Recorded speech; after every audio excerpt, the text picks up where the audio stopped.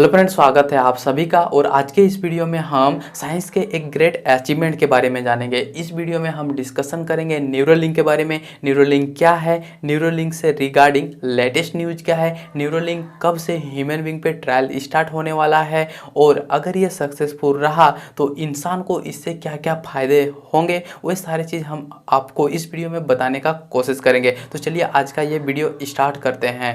अगर आप न्यूरोलिंक के बारे में ज़्यादा कुछ नहीं जानते हो तो आप इलॉन मस्क के बारे में तो जानते ही होंगे, और एक रॉकेट साइंटिस्ट, टेस्ला और स्पेस एक्स के संस्थापक और सीईओ इलॉन मस्क ने 2016 में ही यह इमेजिन किया था और न्यूरोलिंक का एस्टैब्लिश किया था। न्यूरोलिंक एक ऐसा कंपनी है जो एक प्रोजेक्ट पे काम कर रही है कि ह्यूमन बीइंग के अंदर, मतलब ह्यूमन बीइंग के मस्तिष्क में एक माइक्रोचिप इंस्टॉल करने के बारे में। वो माइक्रोचिप इंस्टॉल करके हमें बहुत सारा फ़ायदा हो सकता है, यह इलॉन मस्क का कहना है। उनका यह मानना है कि बहुत सारे प्रॉब्लम जिनका सॉल्यूशन अभी भी मेडिकल साइंस में नहीं है, जैसे कि अल्जाइमर, अनिद्रा, ओवर थिंकिंग, ऑटिज्म, इस तरह के प्रॉब्लम का छुटकारा इस प्रोसेस से पाया जा सकता है। न्यूरोलिंक का अगर ये प्रोजेक्ट सक्सेसफुल रहता है तो एक ह्यूमन ब्रेन के अंदर एक माइक्रोचिप इंजेक्ट किया जाएगा और उससे ह्यूमन बीइंग को एक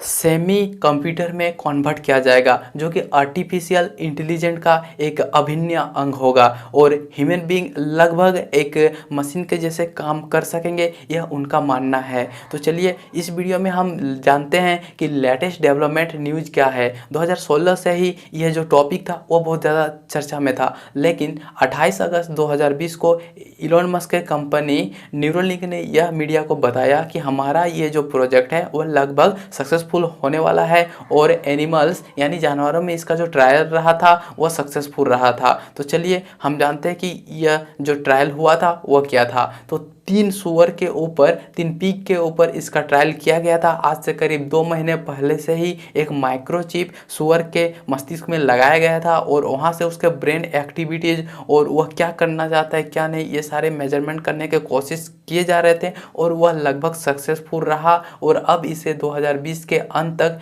ह्यूमन में ट्रायल करने का बारे में कंपनी सोच रही है।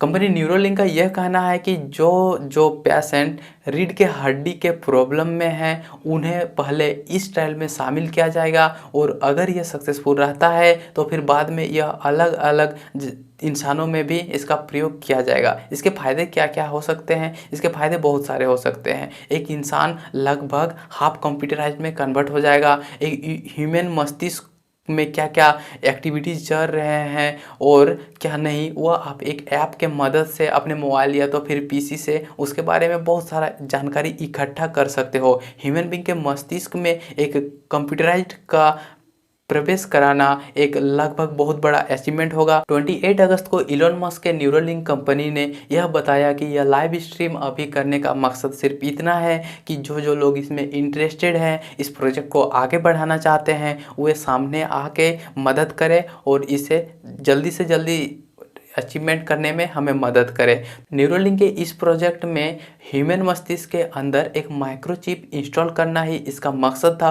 पहले ये जो माइक्रोचिप था वो एक लगभग छोटे कॉइन के बराबर है, और वह 23 mm या तो फिर 0.9 इंची के बराबर है। वो पहले यह कहा गया था कि वह कान के नीचे रहेगा, बट वह बाहर से दिख रहा था। उसके बाद इस प्रोजेक्ट को कुछ अलग तरह से डिजाइन किया गया। रोबोटिक सिस्टम के द्वारा आदमी के बाल के नीचे उस माइक्रोचिप को इंस्टॉल कराया जाएगा, और इस माइक्रोचिप को लगभग हर दिन चार्ज करना पड़ेगा। तो गाइस चलिए अब हम उस माइक्रोचिप के बारे में जानते हैं। वो माइक्रो प्रोसेसर क्या है, कैसे काम करेगा, और ह्यूमन मस्तिष्क में वो कहाँ लगाया जाएगा, चार्ज करना पड़ेगा या नहीं, उसका काम करने का तरीका कितना दूर तक है, क्या क्या नहीं है, सारी चीज़ हम चलिए जानते हैं। देखिए वो माइक्रोचिप जो है वो लगभग एक छोटे कॉइन के बराबर है।